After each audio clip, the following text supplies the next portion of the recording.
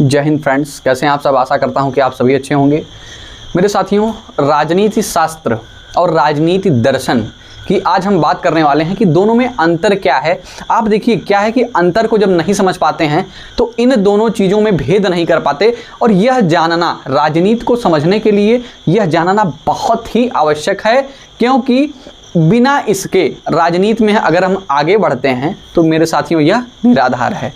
अगर देखिए हम अपने जीवन में कोई भी क्षेत्र हो, अगर उसकी हम मूलभूत जो चीज़ें हैं, मूलभूत चीज़ें अगर हम नहीं समझ पा रहे हैं, उसका मूलभूत प्रिंसिपल क्या है, मूलभूत सिद्धांत उसके क्या हैं, अगर ये बातें हमारे समझ में नहीं आ रही हैं, बेसिक कॉन्सेप्ट हम नहीं समझ रहे हैं, तो अब हम उस पर इतना बड़ी बिल्डिंग खड़ी करके हम क्या करेंगे। हमें पहले अपना आधार मजबूत करना है। तो आइए साथियों, राजनीति दर्शन और राजनीति शास्त्र के अंतर को हम बड़े बारीक तरीके से समझने का प्रयास करेंगे कि इसमें आखिर अंतर क्या है। देखिए साथियों, अगर हम बात करें राजनीति शास्त्र की, तो क्या आपको ऐसा नहीं लग रहा है कि जो राजनीति शास्त्र है, क्या है, राजनीति शास्त्र है, इसमें किस पे बल दिया जाएगा। पहली चीज़ तो आप ये समझिए कि राजनीति शास्त्र में बल किस पे दिया जाएगा।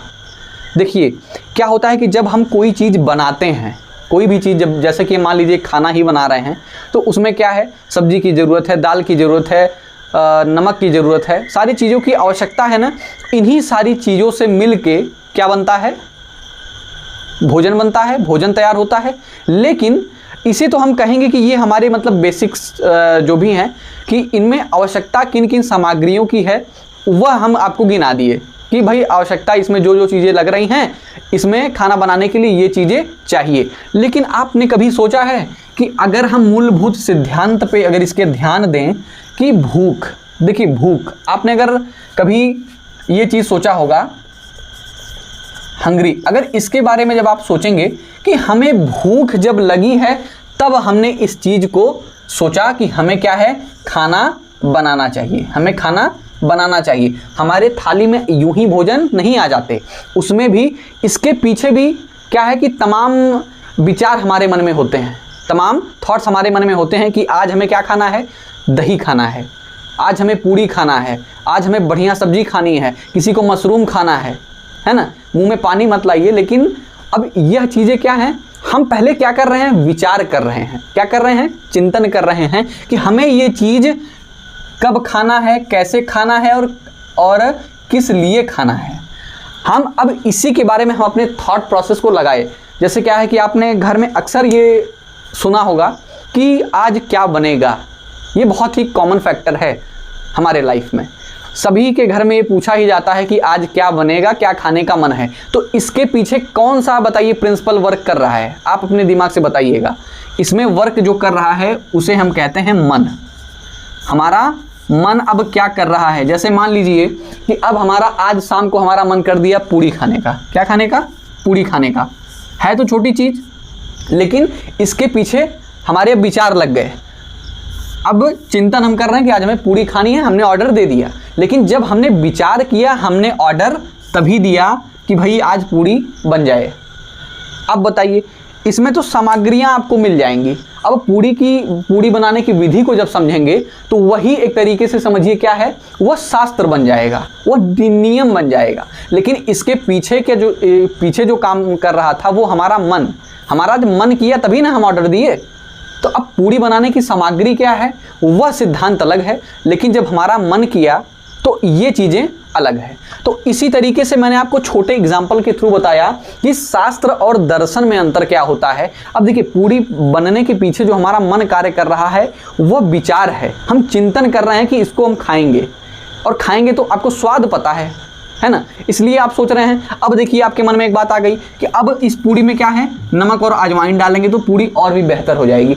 अब ये सारी चीज़ें देखिए क्या है, आपके मन की कल्पना है, आपकी मन की इच्छाएं हैं। तो यह इच्छाएं आपको कब महसूस हुई, जब आपको एक आवश्यकता, नीड महसूस हुई कि हमें आज ये खाना है और ये हमें खाने का आज मन है। तो मित्रों, बातें आपके समझ में आई कि नहीं आई कि अब हमें जब इसका पूड़ी बनाने का या पूड़ी खाने का जब मन हुआ तो हमने उससे पहले तमाम चीज़ें सोची कि हम क्यों खाएं, कैसा लगता है। आपको स्वाद पता है, इसलिए आपने पहले उसका पूर्वाभास करके आपको मन किया और आपने उसको बनवा दिया। तो सेम यही condition apply in the political science and political philosophy. देखिए मेरे साथियों, है क्या बात कि जब भी हमें मन करेगा कि हम कोई भी कार्य करें तो उसके पीछे की ठोस वजह होती है, उसके पीछे की ठोस वजह होती है। अगर मान लीजिए पॉलिटिकल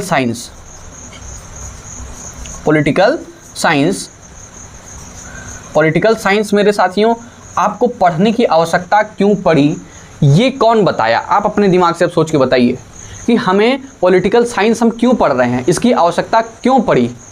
देखिए साथियों, अगर आपने मेरा पिछला वीडियो नहीं देखा है तो आप उसे स्किप मत करिएगा, उसे जा करके देख लीजिए कि मैंने शुरू से बेस लेवल से आपको राजनीति की भ्रांति तोड़ करके, राजनीति और षड्यंत्र की जो भ्रांति थी बीच में कि षड्यंत्र और राजनीति में क्या फ़र्क है, वह तोड़ा जब मैंने, तो आपको एक अच्छा इंटरेस्ट पैदा होगा राजनीति पढ़ने के लिए कि हम क्यों पढ़ रहे हैं राजनीति को।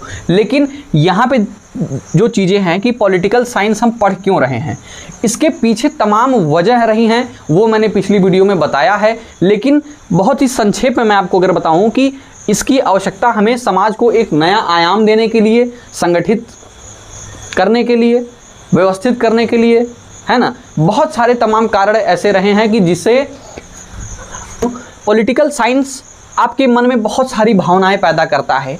इसे हम साइंस कब लाए, साइंस के थ्रू हम कब लाए कि पॉलिटिकल साइंस शास्त्र, अब इसे हम साइंस की दृष्टि से देखें क्यों, इसके पीछे भी तो तमाम बैकअप होंगे।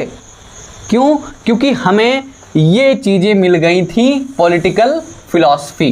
जब हमें पॉलिटिकल फिलॉसफी मिल गई तो हमें लगा कि नहीं, हमें यहाँ पे आवश्यकता है इन चीज़ों की, हमें यहाँ इन चीज़ों की आवश्यकता है। तो हमें जिस चीज़ की आवश्यकता पड़ती है तभी हम उसके विषय में तब जाके सोचते हैं, है ना। लेकिन अब देखिए, ये पॉलिटिकल फिलॉसफी क्या करती है, राजनीति के आधारभूत तत्वों के बारे में सोचने का प्रयास करती है कि इसकी आवश्यकता क्या है, इसकी नीड क्या है। और राजनीति विज्ञान, राजनीति शास्त्र इस राजनीति दर्शन का पूर्ववर्ती है, आप ये समझ लीजिएगा।